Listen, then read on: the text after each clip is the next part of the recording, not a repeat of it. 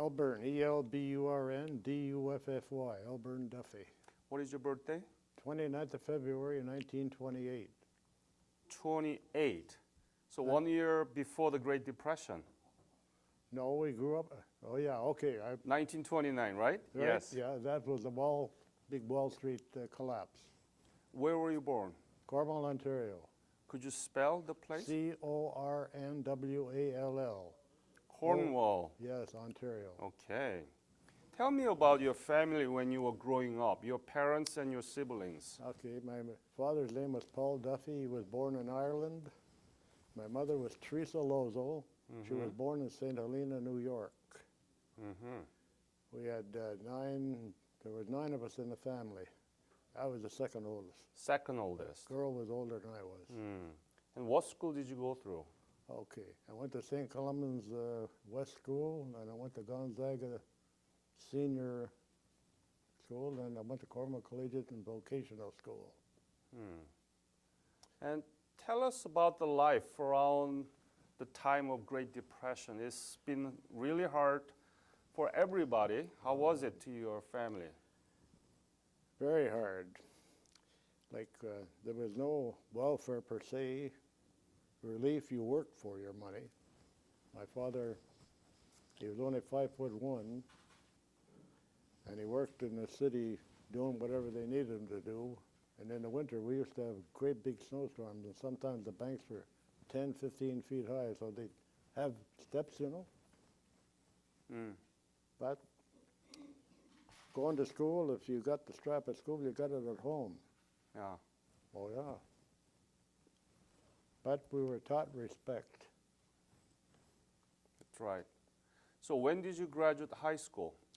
I didn't graduate high school because the war came on. I have to say this, I went to high school at 11 years of age. 11? Yeah. I have grade 1, 2, then 4, 6, 8, and then high school. Jump into the high school. Yeah, I was too young, really. You must have been a very good student. They thought so. Anyway, Anyway, at age 14, the Depression was over. We had nothing, so I went to work. I made $6 a week at the first job. I gave it to my mother. $6 a week? A week. So with the $1, what could you buy at the time? I never had $1. I gave it to my mother. I got 25 cents from me. But what did you do with the 25 cents? saved it. I had no place to go. Because during after the Depression, and we got old enough, we went out. My mother knew when to pick the strawberries, when to pick the raspberries, blueberries. We went out and picked all that stuff. Wild garlic. We all helped out.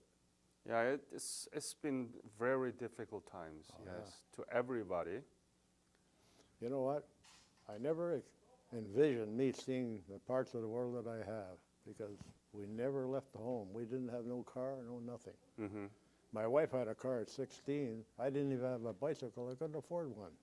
I worked in the hardware store first.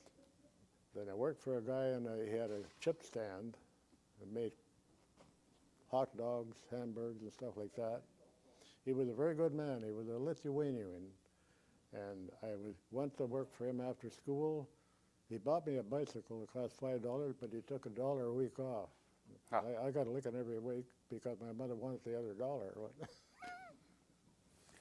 So what was your dream at the time? What did you want to become? A lawyer. Lawyer? Yeah. Okay. Not a liar, no.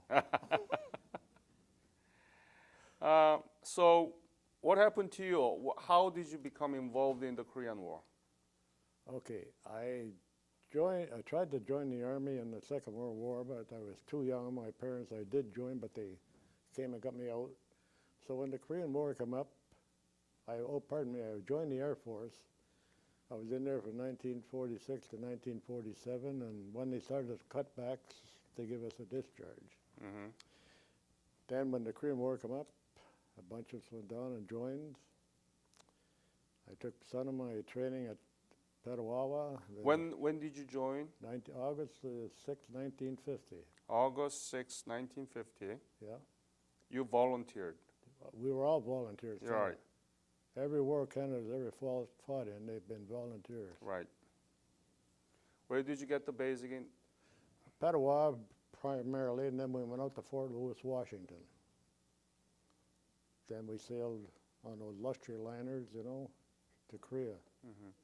Before you go into the details of this departure, I want to ask this question. Did you know anything about Korea before? Not a thing. I didn't even know where it was. As a little side, we went back in 1987. 1987. Yeah.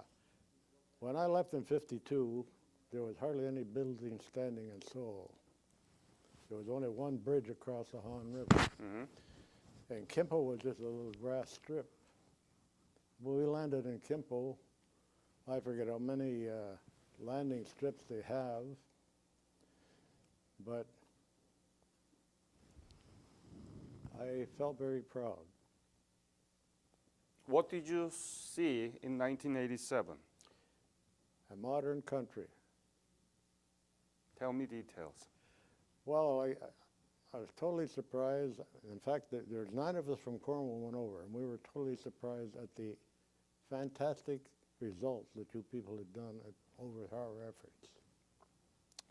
You had 6-lane highways between Seoul and Busan, or I think they call it Busan now, but tall skyscrapers, modern hotels, and while we were there in Korea, at the airport in Busan, we were going down to the cemetery, and there was bumper-to-bumper traffic. We were sitting near the front of the bus. The guy pulled over in the other lane. He said, "Don't worry. Big sign says, very important people." Yeah, the cars were coming at us. That was emotional, though, at the cemetery. We lost 6 guys from Cornwall. We laid a wreath at every one. Didn't bother me then. Then I looked up and I seen the guy start walking away. Who invited back to Korea? The Korean government. So it's a Ministry of Patriots and That's Veterans right. Affairs. I just had to pay her airfare. Yeah. Yeah. Then we went to Hiroshima, Japan, and Hong Kong. So that's nice to be back to the country where you fought, but you didn't know anything about it, right? Yeah, not a thing. When we landed in Busan, about 5 miles out, you could get that smell, you know, the fertilizer. We traveled to the front and there's little railway. We stopped at Tong, Taiju, Taigon, Suwon, Uijeongbu, which is now part of Seoul, eh? You're very good to remember all those names. Well, But let me ask this question. When you decide to volunteer for the Korean War, what was your reaction, the reaction from your family? well, by then I was 22, so they weren't too happy, but I went. Why did you decide to volunteer for the war? You might lose your life. That's a possibility. Why? I never even thought of it. Don't forget, when you're young, you're going to live forever. Right? You thought that you were immortal, right? Yeah, well, I had a few rough times over in Korea, but I'm here. When did you depart the Fort Lewis? That Can was you in remember? November. Well, we left Fort Lewis in April Of 15, 1951. Right.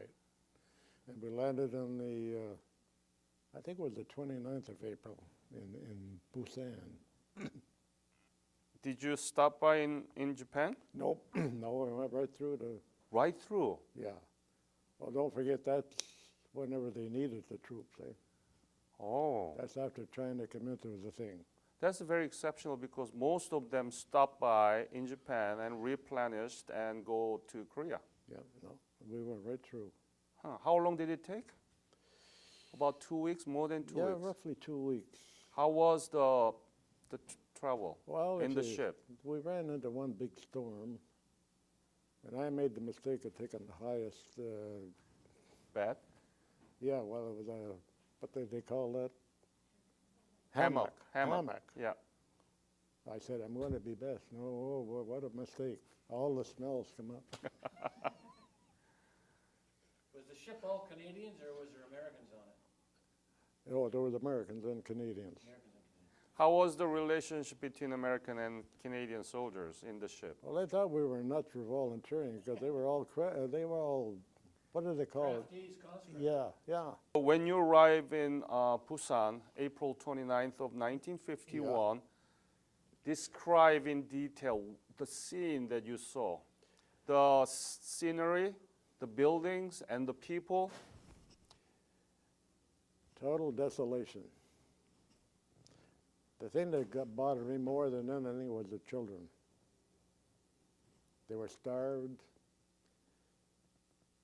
We put our garbage out and they come out with little cans and that and take it out, you know. And the first night I got in Busan, I went out and got a little drunk. So I put in KP the next morning. My job was What is KP? Kitchen patrol, I think they Okay. call it, Bob? Kitchen police. Police, okay. I had to Police steam, for potatoes. yeah. Well, no, I had to steam clean 4 garbage pails out, and the other 5 were there. And if somebody come out with a cigarette, it went into that one. The clean food went in here. Then we had to take it out to the road. Now the kids were there, half naked. They didn't have clothes and all that. The American camp was on the other side of the road. So this big Negro fella come over and he spit in one of the, they all up and they drove him. I got a licking after that. He had black eyes and that. But the thing is, I said to him after, I said, you people should not be the ones that pick on these kids. I said, you're picked on in the States. They put a white line down in the middle of the road after. But it wasn't the kids' fault. It's, and then when we left to go up to the front lines, we had a But what were you thinking to yourself when you see this miserable? Then we knew why we were there, Tell me, why were you there? to make a better country, hopefully. Don't forget, we were young, full of dreams, and we came from a country that respected each other. And sure, we were poor, but nobody ever had to go in the garbage. Yeah, you went through Great Depression, as you mentioned, Yep. but you never looked for empty No, there cans. was always ample food. Like people grew great big gardens. I don't know if they did around your place, Bob, and everybody had helped themselves with permission of the person that had the garden, you know. So from Busan, where did you go? How did you go? And any episode? Okay, Please tell we me. had to march about 10 to 12 miles to get to a railroad depot. And on the way there, they told us not to throw anything away. So we had chocolate bars, we throw the chocolate bars away. I landed up at the front line, just my uniform. Everything went to the kids. Yep. And I wasn't the only one. You know, actually in the Bible, when Jesus left for a long journey, he, and then came back and he divided the whole people into left and right. And he said that to his right, you gave me something to eat when I was hungry. You gave me the water when I was thirsty. And you came to me when I was in prison. And these people say back to Jesus saying, when did I do that? When did we do that? You've never been in prison. And he said, when you did to the least, you did it for me. And I think you did it for the Korean people. That's right, Maybe you didn't have any consciousness about it. until we landed. Yeah. That's in Matthew.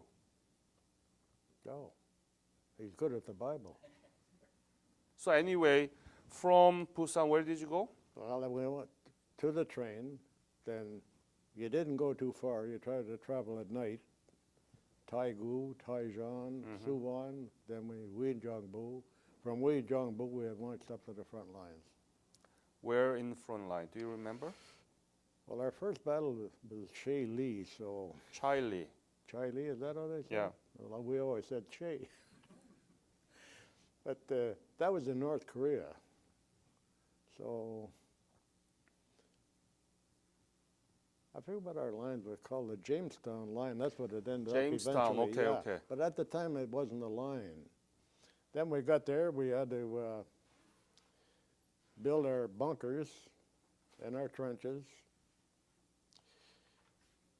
And unfortunately, me and my buddy, he's dead now, he died the second time over, John Meehan from St. Stephen, New Brunswick. We had to dig into one of the mounds, you know, where the burial. Yeah. We threw the bones out, and that's where we stayed. That's why Korea veterans have many ailments that others didn't have. Oh, I see. So you dig in bottom to the tomb. Well, just part of it. Yeah. And the reason for that is Bob will understand the field of fire. You know, you try to get them so they covered the whole area. And we didn't think nothing of it. Mm-hmm. There was no trees around or nothing, but we scrounged wood to make our bunker. You put the wood across the top, you put sod on top, put more ground on top. Elburn, could you talk about the Battle of Chile itself? Okay, dog company, So, by the way, what was your unit? 2nd Battalion of the Royal Canadian Regiment. RCR. Yeah, we are. Royal Patriot. Number 12 Platoon, number 12 Section, dog company. Mm-hmm. And what was your specialty? Infantry or Yep, I was a burn gunner. brain? Okay. So tell me about that Charlie battle. Okay, we went up. When was it? How was it? What did you do? It was in May. God, I forget the date, Bob. Do you remember? 51, early 51. Yeah, it's only 4th or 5th, something like that. I know just after, no, it'd be probably about the 15th because we traveled up. We landed sometime in May, okay?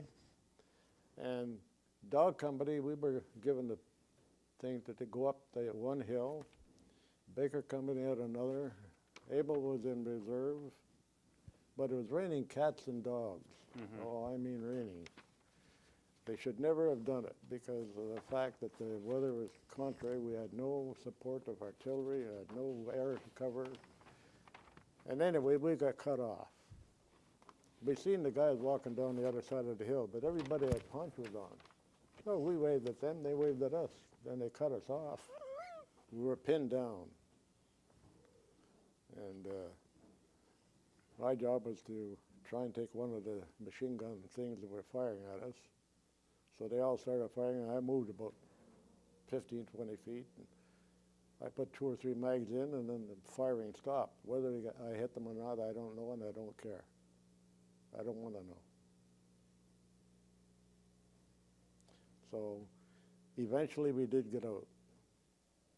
How many were? Can you remember? Well, that was the whole battalion. There'd be roughly 600 guys, I would think. You mean the Chinese? No, the Your Chinese, team. we don't know how many. You couldn't count them because you couldn't really see them. Able Company attacked them from the rear, and that's whenever we were able to get out. So why is this Charlie battle important?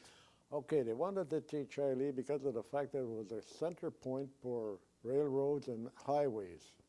So to control that, you control a whole big area. Oh, so that was transportation hub. Yeah. Good. Charlie, and then Chorwan was not too far away. There was a dam there and a power station. And the idea was to try and take Charlie so we could take Chorwan. Mm. Yep. Yeah, so, you know, it was well planned, but the thing is the weather did not cooperate.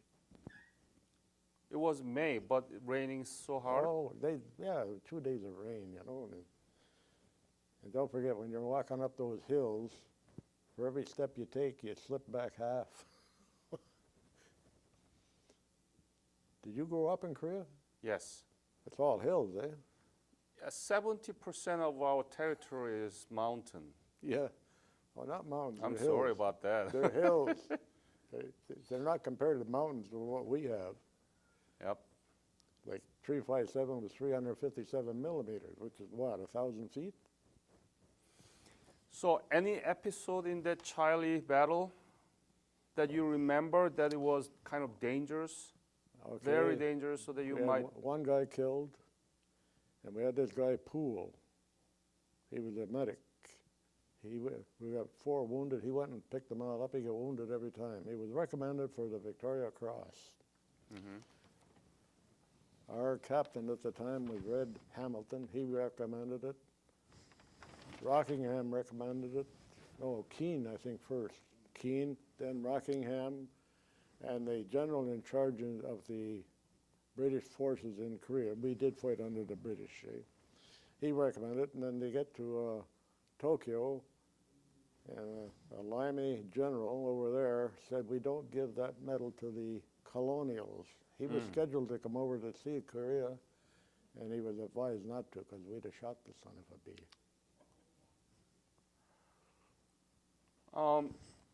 When did you leave Korea? May or April 29th, 1952. On the day that you arrived in Busan. Yeah, well, they try to keep you 12 months, but sometimes it overshot. So, in addition to the Battle of Chai Li, where were you? And tell me about the typical day of your duties around the time that you were in Korea. The biggest thing in Korea, we never got enough sleep.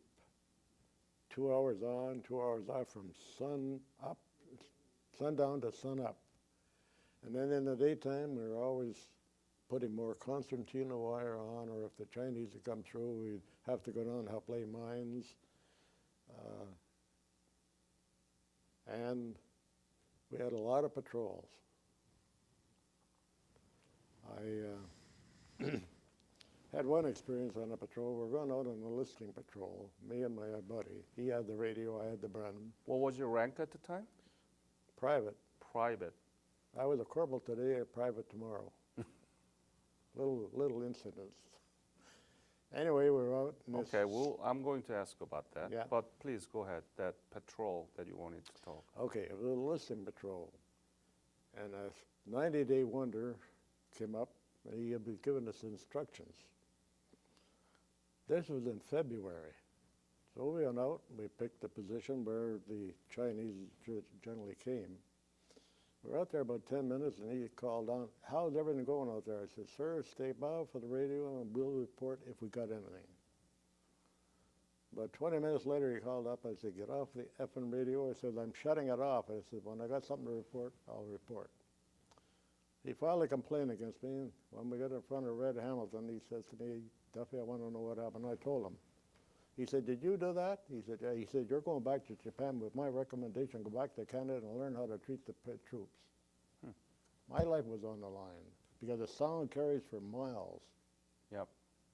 Tell the 90-day wonder reference. Tell John Will what 90-day wonder is. Well, it was the one Pepper, a second lieutenant. Brand new junior officer didn't Yeah. know how to deal with the troops. Yeah, you know what I mean. But we had another incident in the lines there. Laird Mowat, did you ever know him, Bob? No. Anyway, he was another 90-day wonder. And Red Hamilton liked to go down at the bottom of the hill and have a couple every night. So we never bothered them, but we had the password. They were there for a purpose. But this guy steps in front of Red and says, password. He said, get out of my effing way. He said, they're all clean your clock. He said, he said it again. I just turned my back. I was a corporal of the guard that night. All I heard is bam, bam, bam, bam. He broke 2 arms and he broke his jaw. He was in Korea one day and he was... And to make a joke of it, in 1988, when they had the National Convention with the Korea vets, who sits across from me, but I didn't know him, because we'd never really seen him. He says, I'm Laird Mowat. He says, I had an incident in Japan. He says, I wasn't there too long. When he started selling it, I kept a straight face. So you're a top man. No. Hey, you do what you have to do. Just like another time in patrol. My wife was with me there in Ruby Foos also. This young guy comes up about 4 o'clock at night, just when it's getting dark. It's in February or March. So he puts the thing on, and I was in charge of patrol. We go out. He gets wounded. We're a 6-man patrol. So 2 guys got to help carry him back. We got him back. He comes and sits beside me in Montreal. He says, Corporal Duffy, you remember me? I said, nope. He said, you saved my life. I'm looking, I'm saying, what? his wife come over, you know. She said, yes, and thank you. I said, when did I do that? He said, well, I was on patrol with you, and he said, I came in late, and I said, well, I didn't know you. That's why. My wife says to me, how come he knows you and you don't know him? I said, he reported to me. I think, Bob, you know what I'm saying. So that was one good experience. So, have you thought that why am I here in this country? What am I doing here in the middle of those difficult times? Never gave it a thought. We're there to help. That's it. That's it? Yep. What are the thing that you hated most during your service in Korea? Well, as I say, we landed in the front lines in May, and the first shower I had was in August. They took us down, they burnt our clothes, shaved us, deloused us, and all that. And then the next shower I had was when I went to Tokyo, Japan over New Year's Day. I visited all the historical monuments and all that stuff, you know. Went to church. My wife doesn't believe that. So you must have been very smelly, huh? You didn't notice it because you're living with it. Were you able to write back to your family? Oh yeah, we wrote letters. What did you write? And did you write to your girlfriend at the time, your wife? No, You didn't? no. I didn't want to get boy. too serious. Huh? I didn't want to get serious. So whom did you write to, and what My did mother. you write? My mother. What did you write? Just normal things. Like you never told her anything bad that happened. Just that, you know, things are going good. It's sunny today, or it's raining today. And one thing about Korea, we used to go down to echelons once in a while. The Red Cross was here, and Sally Ann was over here. The Red Cross would sell you one piece of paper, one envelope for a nickel. It wasn't a nickel, but Sally Ann, take what you want. How much were you paid? Actually, the Canadian Army, the privates were the highest paid in the world at that time, $99 a month. Oh, that's pretty high. Oh, yeah. Canadian dollar, right? Yeah.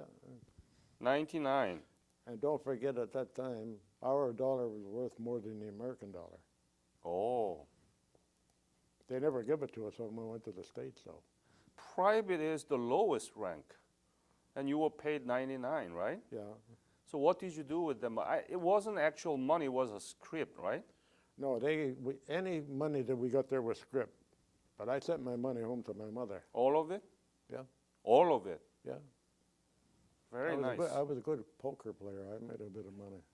You play poker. Well, that's not a sin. I know, but you made, how much money did you make? Oh, $400 or $500. Month? No, God, no. Whole time? Well, we only got back to the echelons once in a while. And that's when you were in reserve company, too. I think Bob will know what I'm talking about. But most of the time, when you were in the front line, you didn't go anyplace. So you did play poker and you made $500? Yeah. So what did you do with the money? Well, when I went to Tokyo, I spent some of it. Iran. Then I got another R&R in February on my birthday, Red Hamilton again. He called me down. I had lost my stripes, and there was no such a thing as CB. So he said, you know why you're here? I said, nope. You no idea? I said, no, I lost my hooks a couple of days ago. I said, you can't take them away again. He said, you're going to Incheon for 4 days. I said, I'm broke. He said, we took a collection of $423. They give me orders. I'm not going to say what they were. But I went to Incheon for 4 days. So you returned to Canada, and when you left Korea, had you thought about the future of this country that you fought for? We were hoping for the best. I mean, we didn't see enough of it. Let's be honest. I only got into Seoul once. How was Seoul? Oh, bombed out. Only the Imperial Palace seemed to be not bad. But the rest of the country was desolate. You know, Even the farms, they couldn't, rice paddies, they couldn't get into them for a while. And see, when we went back to Korea, we were up near Panmunjom, and they were taking the rice out of the field and beating it on the road. The old guy come over and wanted my wife to work. I said, go to it. She wouldn't go. I was being nice, though. So you really didn't have any thought about the future of that country, right? When I mean, you were glad to be in one piece and return to home, right? That's what I was just going to say. I was glad to be back. And then on May 3rd, 1953, my buddy that I slept with and one of our friends from Cornwall got killed. And I felt real bad about that. But I kept in touch with the news of what's happening in Korea. And in 1986, we formed a Korea Vets unit in Cornwall. And a man by the name of Myung Nam, he was in the Navy at the time. He became the military attaché, I believe, here in Canada. He showed me pictures. That was the first that we had seen. And that's why I wanted to go back to Korea to see it for myself. When you returned, who was there to welcome you? Oh boy, there was a whole slew of them. Was your wife there? Oh yeah, yeah. What did you say to her? What did she say to you? Not too much really. She was just looking around. We went to the Ideawan too for shopping. Who are you? Elburn Duffy, Elburn Duffy, and what is the relationship to this gentleman? my husband. Oh, how long? Oh my gosh. He's 63 years in November. Did you know him when he left for Korea? Oh yes. How? We were raised pretty well together. We were neighbors. Neighbors. Before we were married. Hmm. But was it serious, the relationship before he left for Korea? Oh yes. He said no. we all chummed together when we were teenagers, growing Uh-huh. up. And we worked together too as well. So you were very close to each other. Oh yes. So tell me about, be honest with me, when he decided to leave for Korea, what was your thinking?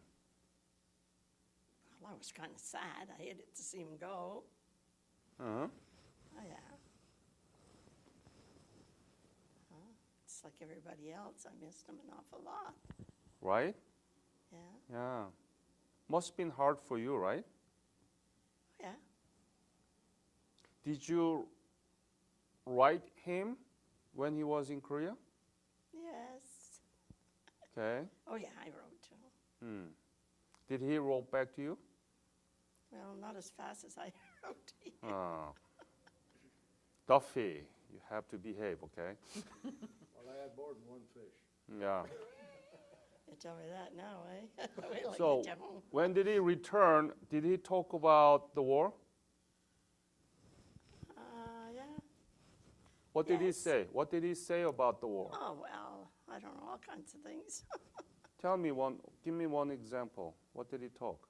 Well, it wasn't like at home, that's for sure. Mm-hmm. He had good days and bad days over there. I'm Ruth Ann Duffy. I'm the eldest daughter. Eldest daughter. Okay. And you drove today, right? I drove from eastern Ottawa. Hmm. Yeah. And I Any was a- conversation you had with your father and mother on the way to this interview? Well, we didn't know exactly what to expect. We just come to be with Dad. We didn't know we were going to be part of the interview. But sitting here listening, we learned a lot of things because over the years, Dad has told us a few things, but we never knew to the full extent how much. That's So the it's hard. point that I want to talk because So- the Korean War has been regarded as forgotten. Exactly. Why do you think that it's been the case or forgotten?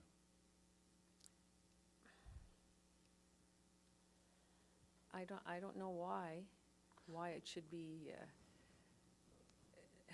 forgotten and not revered as the other wars. I have no idea why. Even our own government forgot about us until 1995 when they give us the Volunteer Service Medal and we were the only truly volunteer service there, group there. My name is Carol.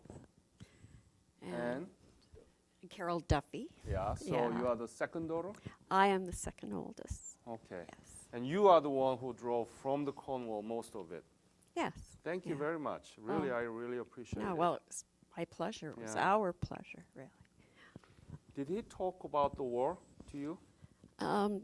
Growing up as kids, no, but Dad was always quiet. We never brought our friends home too much because he wouldn't, it was hard, like he'd be reading all the time or, busy. But I remember when I was a kid, my mom would say, go and wake your dad up. I did that one time, and my dad used to sleep with the pillow over his face and his arms like that. Oh. And so anyway, the first time I went to wake him up, and as soon as I woke him up, the pillow went flying, and his fist came up to hit me. So anyway, after that, when we went to wake up Dad, because he was working shift work, we had to yell from the doorway of the bedroom to get up. It was time to get up. And yes, I also had experienced, he was walking down the hallway in the house, and I was behind him, and he must have heard me or something, and yeah, he turned around quickly. Spooked him. And so I remember that very, very clearly. Yeah, that. And after that, he just wasn't really one to talk about the war. We didn't know much at all. As we got older, and Dad got involved more with his other Korean buddies, Yes. and, sitting around while they're talking, I've been educated about what actually went on in the Korean War. Yeah. See, that around 1980s, that's the time that the Korean economy really, really taking off and Yeah. reached to the level where that we can join the OECD. And that's when the American Korean War Veterans Association was formed in 1985 in New York State. Yeah. That's the first. So it does come with the rise of the Korean economy and democracy and the attention going back to the Korean War. Yeah. So yeah. you heard what your father has witnessed today. What do you think? After you hearing from him, what do you think? Well, first of all, he's left out a few things that I've heard around the Okay. tables. But anyway, I'm just very, very proud of my father for what he did. And I'm very proud that he's passed it on to us children now. We understand what he went through. We understand why he was so quiet as we were growing up as kids. But he was a great father. He always provided for us. We never went without anything. And it gave me, as well as my siblings, we all grew up with a sense of honor for those who fought in the war, the Korean War. And even today, like, no matter what war, you have to have honor for those who are participating. And I remember my dad saying once, you probably don't remember this, when they were at the Legion with some buddies talking and that, and one of them asked him if he would go back. And he said, if I was younger, I definitely would. I wouldn't think twice about it. He went through a lot of hardship and things that he can't even talk to us about now because we wouldn't understand. So you have to appreciate that. He keeps it to himself. And no, I think we're all very proud of him, and he's the greatest dad we could ever have.